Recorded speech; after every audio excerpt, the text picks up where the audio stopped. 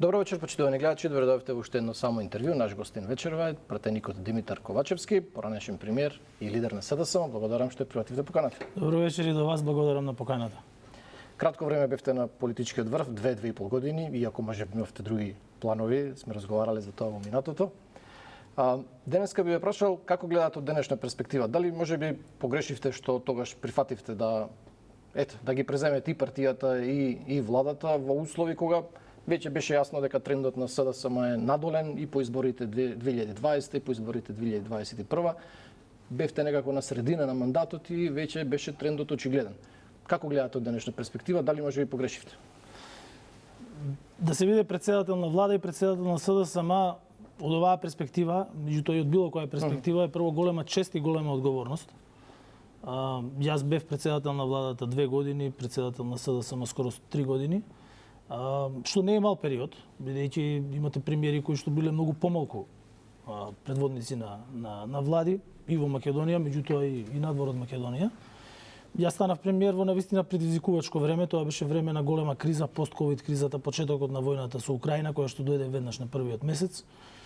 Период на големи економски предизвици, период на борба за одржување на стандардот на граѓаните, за обезбедување на сите потребни на преговорите со Бугарија, потребни ресурси, екот на преговорите, па и не само со Бугарија. Вие знаете дека во тој период се случи признавањето на Македонската православна црква, процес кој што секако го водеше поглаварот и Македонската православна црква, меѓутоа за која што требаше и нормално политички односи помеѓу државите.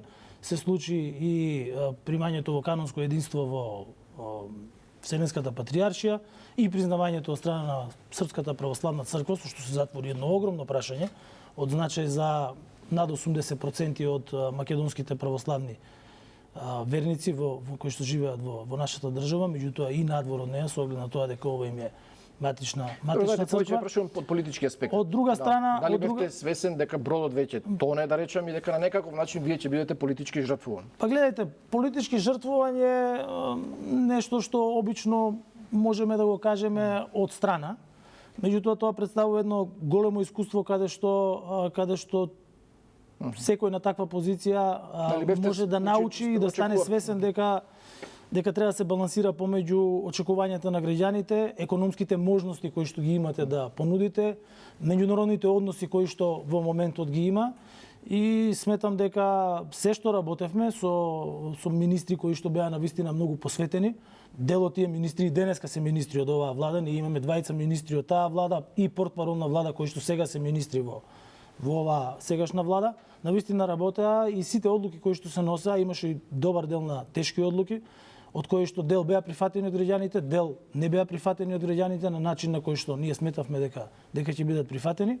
Меѓутоа се беше носено во насока на добромит и на граѓаните и на државата. Добро, вие за волја на вистината го немате најлошиот резултат во СДСМ, после вас дојде Венко Филипче и се случија локалните избори лани и тоа е убедливо најлошиот резултат, 125.000 гласа, полошо и од резултатот велам што го имавте вие.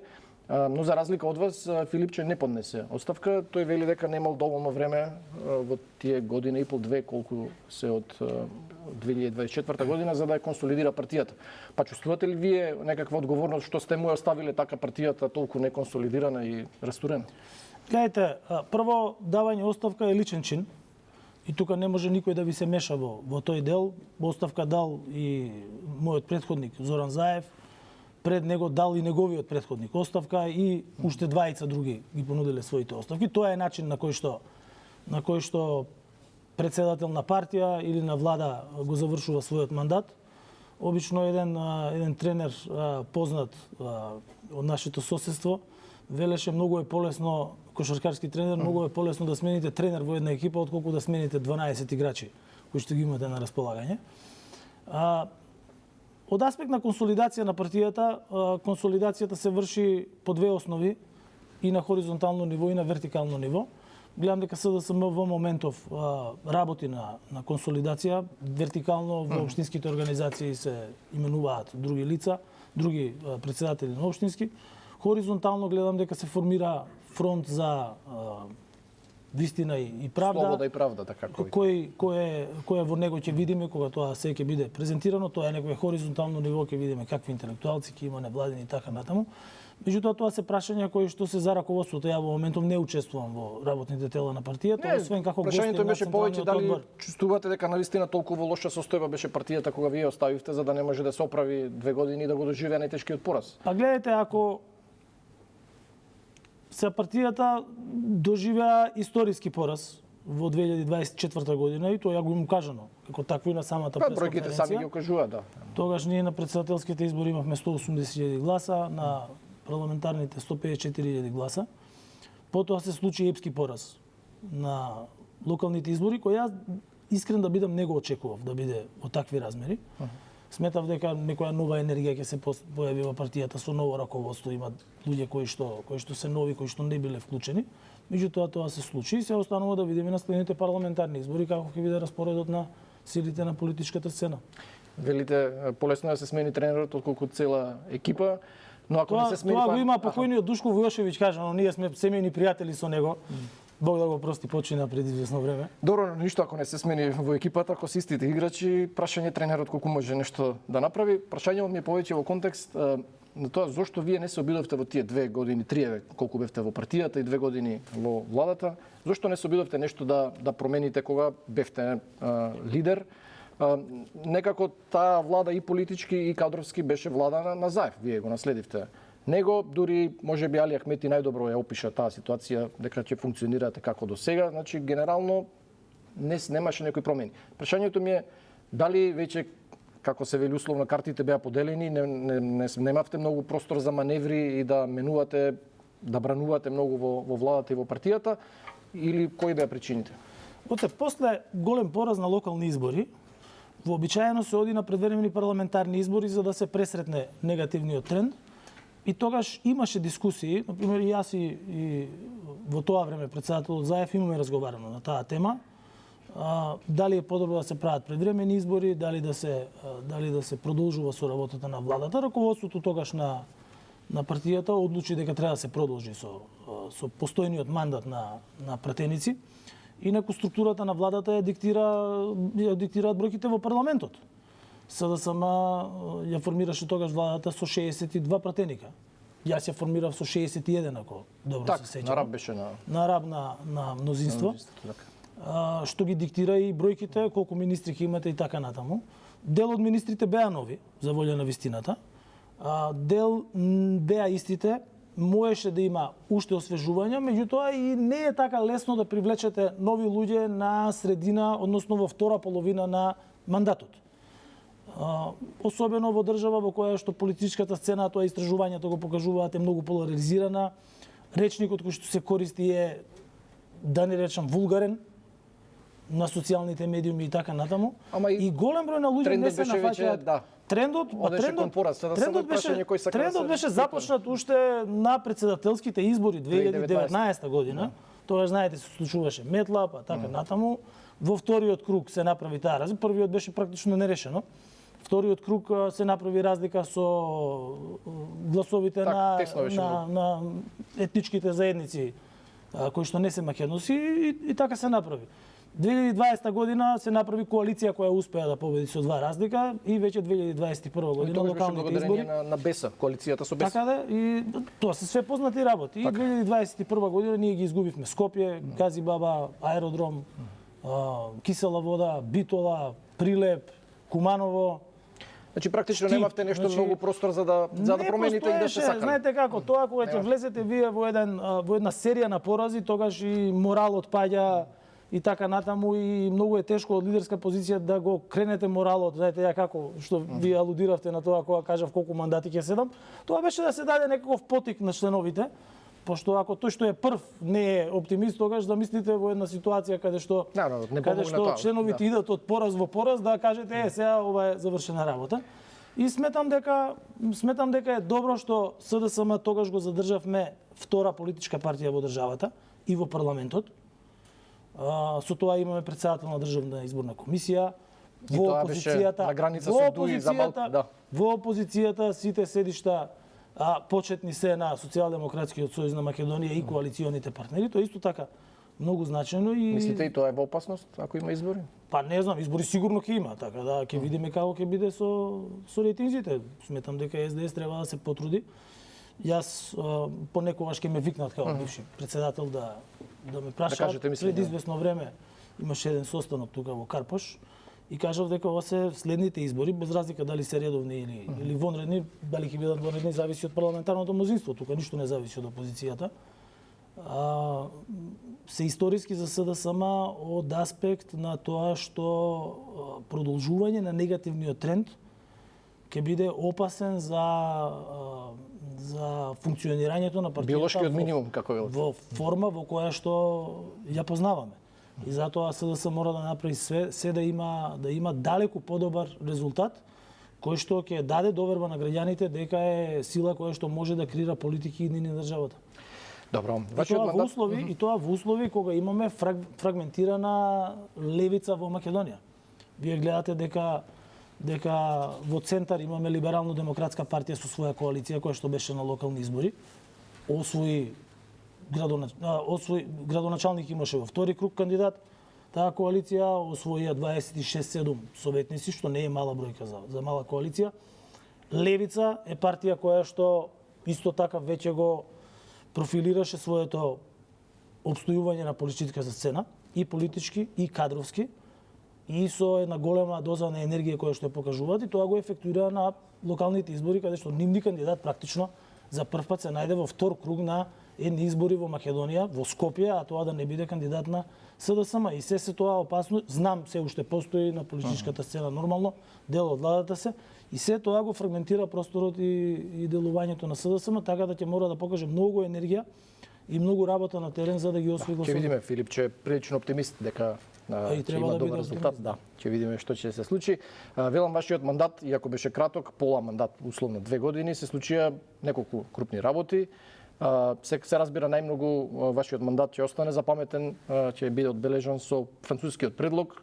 До ден денешен се чувствуваат тие последици што ги имаше со прифаќањето на тој француски предлог, па еве од денешна перспектива со вашето искуство што го имате сега и од оваа политичка дистанца од 4 години, дали повторно би го прифатиле францускиот предлог доколку сега бевте премиер? Видете, францускиот предлог во тој момент беше најдобриот предлог кој што беше на маса и сите актери кои што учествуваа во тие преговори ќе ви го дадат истиот одговор. Ние имавме преговори и со представниците на Бугарија нормално и со сите представници на Европската унија, особено со француското претседателство, со Макрон и со претседателот на предлогот. Бидејќи овој предлог е работен на португалскиот предлог кој што тој го водеше како претседател на владата на Португалија. Значи него не можете да му кажете што има и што нема. Зошто не почекавте можеби уште 6 месеци? Може да ќе добиевме уште подобро решение. Па гледайте, особено што има услов за двотретинско мнозинство, а го немавте во моментот. Тој предлог за прв пат обезбеди признавање од сите 27 земји членки на македонскиот јазик, таков каков што ние го говориме и како што го дефинираме. Бугарија го прифати, ама не го признава. Не. Значи, Бугарија за своја внатрешна употреба може да прави што сака. Меѓутоа, во Европската унија, во документите на преговарачката рамка, на преведувачките кабини, стои македонски јазик. Унилатерална изјава, дека не го прифати. Унилатерална изјава може да даде секој за секој. Таму се даваат унилатерални изјави од страна на државите за многу прашања кои унилатерални изјави не се дел од документите. Така, но факт е дека не го признаваат се уште. На одредена. Крони со неговите советници, вклучително председателот на Европскиот совет и Германија, која што исто така учествуваше преку својот министер за надворешни работи и во одредени моменти за консултации и канцеларот на Германија. Како процените дека не е добриот? Затоа што тој предлог... Знаете, не беше тој единствен предлог. Претходно имаше германското председателство предлог, имаше португалското председателство предлог. Секој председателство даваше некакви предлози. Зошто брзавте да го прифатите баш овој француски? Затоа што во тој момент имаше отворен прозор за проширување во Европската унија, прв пат после години, и тоа се потврди со одржување на меѓувладени конференции. Бидејќи да не заборавиме, администрацијата на Јункер, претходниот председател на Европската комисија... Тоа го поврзувате со војната во Украина? Со војната во Украина. Проширувањето на Европска унија е геополитичко прашање. Не е само економско прашање за и кој што го повтори тоа? Тоа е геополитичко прашање. Председателот на Европскиот совет Коста, тој е директно запознаен со Фронтекс договорот, кој што не можеше да се потпише со години заради резервата од страна на Бугарија, бидејќи тој се потпишува на македонски јазик, се потпиша на македонски јазик. Истовремено, идентитетските прашања не се дел од преговарачката рамка, тоа ви го потврдија сите. Тој сега да ги прашате во Европска унија. Не знам тоа дали може да се каже. Еве Вајц на пример има дилеми дали е протоколот дел од преговарачката рамка. Па токму денес Вајц има предлог извештај на АФЕТ во кој што стои дека идентитетските прашања не се дел од преговорите со Европска унија. А и добро е ако помине тој амандман да го прашаат Европскиот совет и нивната правна служба, за да и они им потврдат дека идентитетски прашања не се дел од преговорите со Европската унија.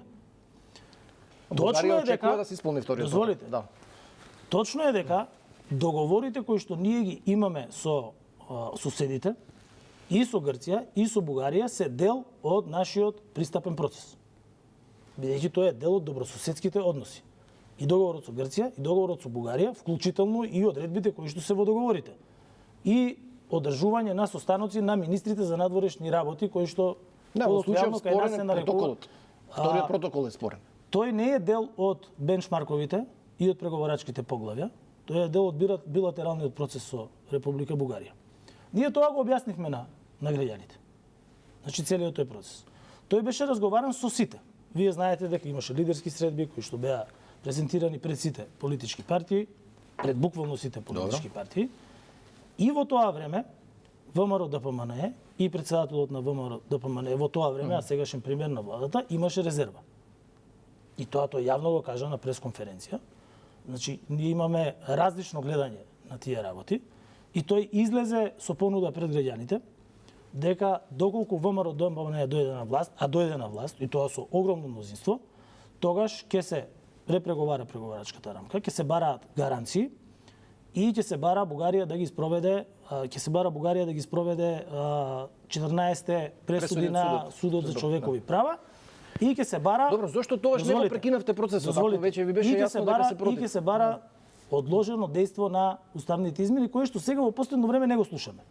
Одложено. Годбија и Брисел и Софија, јасно. Одложено, не, дозволите да ви кажам. Во тие моменти не го прекинавте процесот, не ги информиравте и во Брисел и во Софија дека немаме мнозинство. Затоа не можете да го прифатите. Со оглед на тоа дека ВМРО освои мнозинство, јас сметам, и тоа го кажав и пред извесно време на друго интервју, дека треба да им се остави простор на владата, министерот за надворешни работи, бидејќи тие кажаа ни треба стабилна влада во Бугарија за да можеме да разговараме, да разговараат. Гледам дека разговараат и во Брисел. Сега има самит на Европската унија во Тиват, не случајно во Тиват. Со оглед на тоа дека Црна Гора е веќе известно следна членка на Европската унија. Да го и пишува на кои што состаноци ќе можат да ги афирмираат тие наши ставови. Гледам дека сега се разговара за дополнителен заклучок тоа е одговорност на владата. И владата треба да си одговори за тоа што го ветувала и до кај стигнала со тоа ветување. Сега вам ви прашувам зашто таму во тој предлог има услов за двотретинско мнозинство. Вие велите почнавте консултации, имаше лидерски средби. Кога видовте дека нема двотретинско мнозинство, зошто не го прекинавте тој процес? Зошто го прифативте предлогот ако веќе немаше мнозинство? Процесот на носењето на уставните измени е влезен во собрание. 4 години. Ние можеме да заглавиме и уште ние бевме заглавени и со членството во НАТО, знаете колку години. Па после станавме членка на НАТО. Вака сами се заглавиме. Кога се носеше францускиот предлог, вие се сеќавате, имаше протести на политички партии. Две од тие политички партии сега се во парламентот, други ниту една не е во парламентот, кои што велеа во моментот кога собранието ќе го прифати францускиот предлог, ние ќе станеме бугари. Се прифати францускиот предлог, одржавме прва меѓувладина конференција, ние не станавме бугари.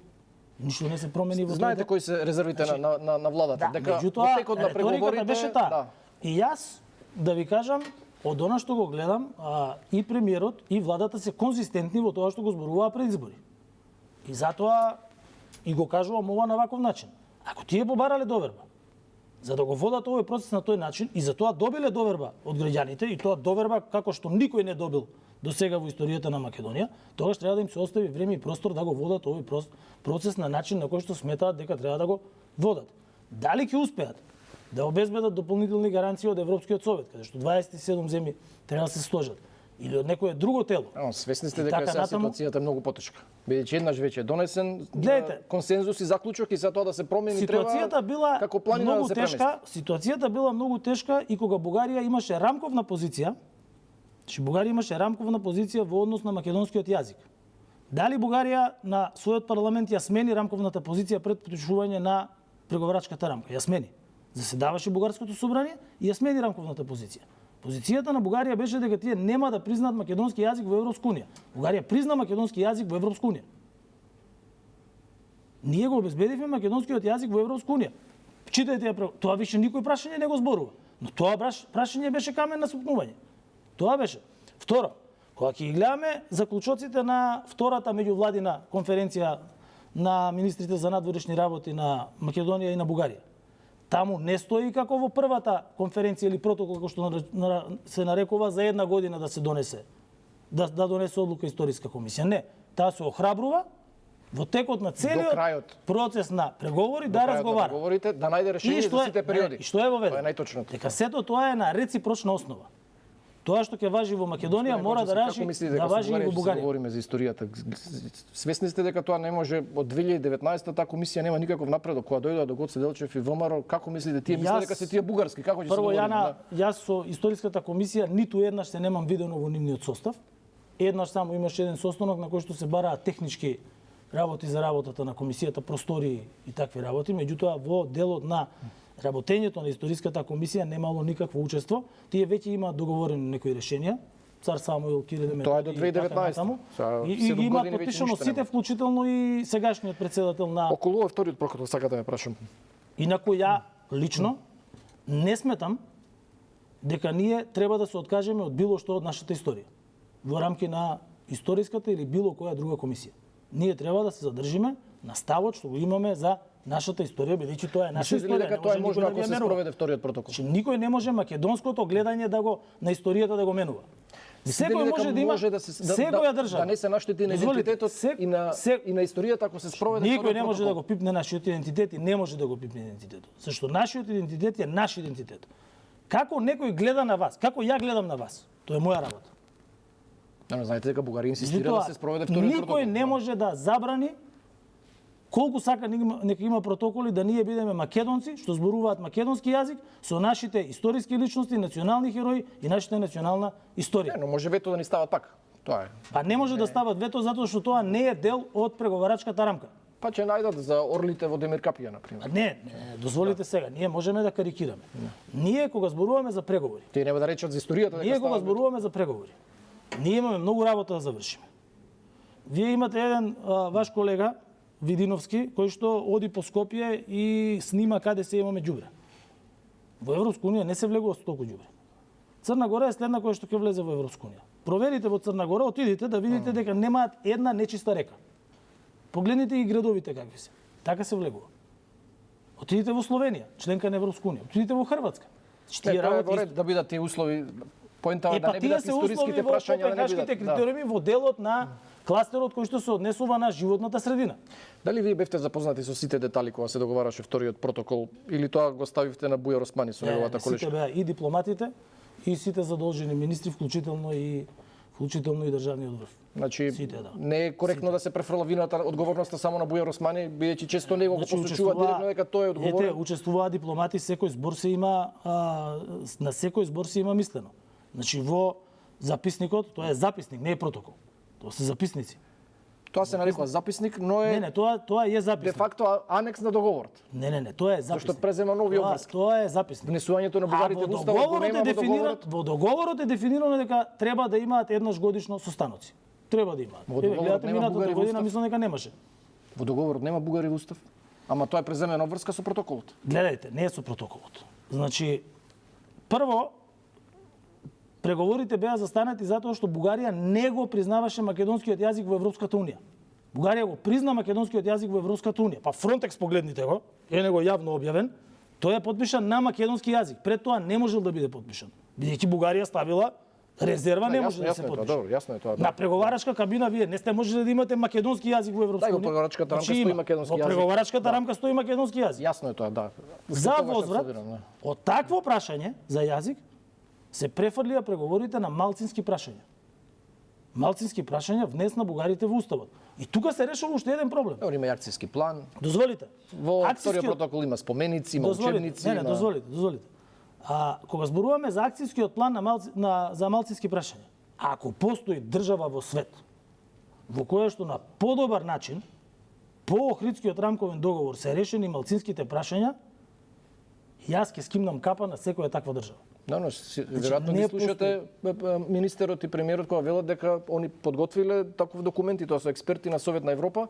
Сите земји членки на Европска унија го прифаќаат и Европска комисија, Бугарија прави пак проблеми. Како ќе биде кога ќе биде поднесен. Меѓутоа, внесот на Бугарија. Друго, која беше втората теза на Бугарија? Дека ова е еден народ кој што живее во две држави. Кога ќе имате бугари во устав, тогаш тоа се два народа во две различни држави, односно нивно малцинство кое што живее во Македонија со македонски народ. Така да и тоа прашање е покриено преку малцинските прашања. Затоа сметам дека тоа е балансиран, добар предлог. Меѓутоа, оваа влада смета дека може тоа да го усоврши. Ако може да го вратите времето, пак би го прифатиле. Така почна дискусија. Па гледате, вие време не може да вратите. Доколку е во денешна перспектива, дали се уште мислите дека е добар предлог за Македонија? Да го проектирате што било во 2022 година. За 2022 година. Уште се уште актуелен, уште го имаме на маса тоа. Не, тој ќе биде актуелен уште додека ние. Дали се уште сметате дека е добро решение и дека би го прифатиле повторно? Да, сметам дека е добро решение. За заштита на македонскиот јазик, на македонските интереси и членство на Македонија во Европска унија, што е остварување на врвната цел. Се промени раководството во СДСМ само после вашето заминување, дојде Венко Филипче, но и тој е прилично жесток поддржувач на францускиот предлог. Скоро секој ден излегува на пресконференција, бара да се смени уставот, да влезат бугарите во него. Гледате ли оправданост на ова инсистирање на темата, кога веќе со 18-19 пратеници практично не зависи од СДСМ дали ќе има уставни измени или нема да има уставни измени? Гледате што на ова прашање многу се дискутира. Јас не сум бил директно и не сум директно вклучен во пиар агендата и стратегиската агенда на СДСМ во тоа што ќе бидат клучните точки на комуникација. Ако тие оцениле, зборувам за раководството, дека тоа е тоа кое што носи политички поени, тогаш е оправдано.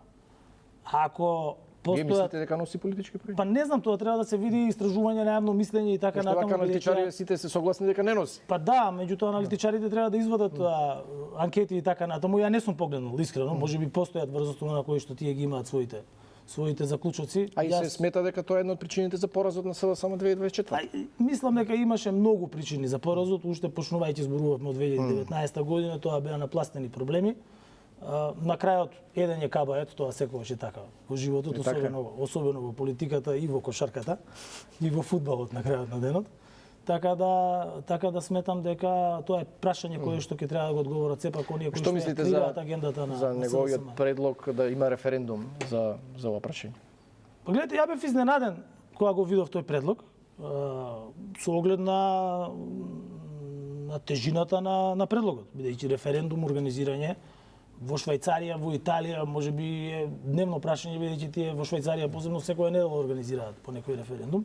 Кај нас референдуми се правеле секогаш за крупни прашања. Ние сме имале референдум за независност, референдум за територијална поделба и референдум за Преспанскиот договор. За Преспанскиот договор и практично за промената на уставното име на Македонија. Не знам во која насока ќе се одвива тој предлог. Постојат две насоки.